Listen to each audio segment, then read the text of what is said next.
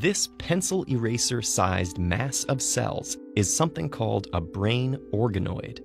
It's a collection of lab-grown neurons and other brain tissue that scientists can use to learn about full-grown human brains.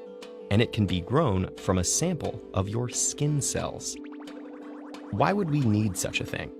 Neuroscientists face a challenge. Shielded by our thick skulls and swaddled in layers of protective tissue, the human brain is extremely difficult to observe in action. For centuries, scientists have tried to understand them using autopsies, animal models, and in recent years, imaging techniques. We've learned a lot through all these methods, but they have limitations. Conditions like Alzheimer's and schizophrenia, and the effect on the human brain of diseases like Zika, continue to hide beyond our view and our understanding. Enter brain organoids, which function like human brains but aren't part of an organism. Each one comes from an undifferentiated stem cell, which is a cell that can develop into any tissue in the body, from bone to brain. Scientists can make undifferentiated stem cells from skin cells. That means they can take a skin sample from a person with a particular condition and generate brain organoids from that person. The hardest part of growing a brain organoid, which stumped scientists for years, was finding the perfect combination of sugars, proteins, vitamins, and minerals that would induce the stem cell to develop a neural identity.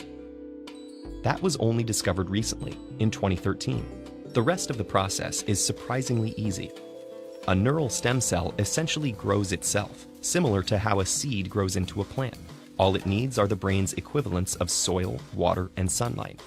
A special gel to simulate embryonic tissue, a warm incubator set at body temperature, and a bit of motion to mimic blood flow. The stem cell grows into a very small version of an early developing human brain, complete with neurons that can connect to one another and make simplified neural networks.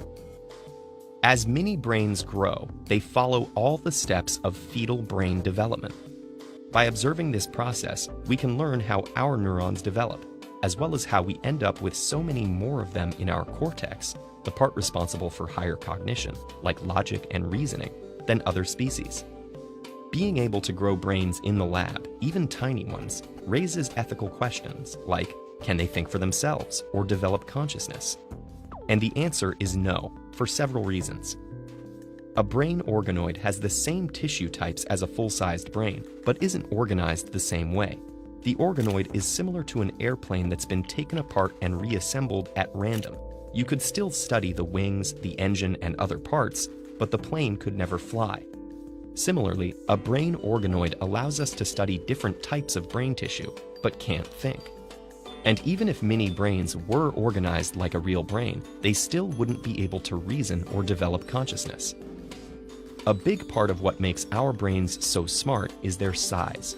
And mini brains have only about 100,000 neurons compared to the 86 billion in a full-sized brain. Scientists aren't likely to grow larger brain organoids anytime soon.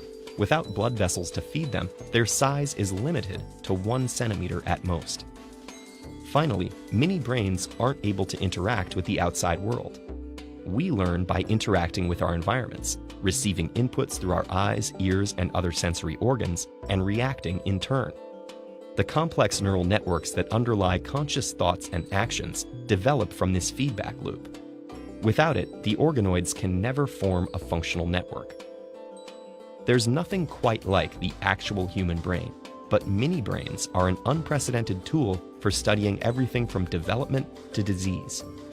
With luck, these humble organoids can help us discover what makes the human brain unique, and maybe bring us closer to answering the age-old question, what makes us human? TED-Ed is